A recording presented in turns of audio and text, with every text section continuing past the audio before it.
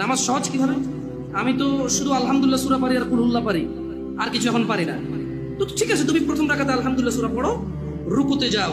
আচ্ছা, প্রথম রাকাতের রুকুতে সুবহান রাব্বিয়াল আযীম, সুবহান রাব্বিয়াল আযীম, সুবহান রাব্বিয়াল আযীম। দ্বিতীয় রাকাতের রুকুতে কি অন্য কিছু? সেম। আসলে কি প্রথম রাকাতে যেটা পড়ছি ওটাই, যদি 3 নাম্বার রাকাত হতো আল্লাহ, 3 নাম্বার রাকাত রুকুতে সেম, ভিন্ন কিছু না? তো খুব কঠিন কিছু মনে হচ্ছে না, ঠিক না? একটা মুখস্থ করতে পারলেই হলো। আচ্ছা, চতুর্থ রাকাতের রুকুতে কি পড়বো? সেম। আরে না, এখানে অনেকে সালাত আদায় করে না, বলে যে কঠিন, আমি সালাত পড়তে জানি না।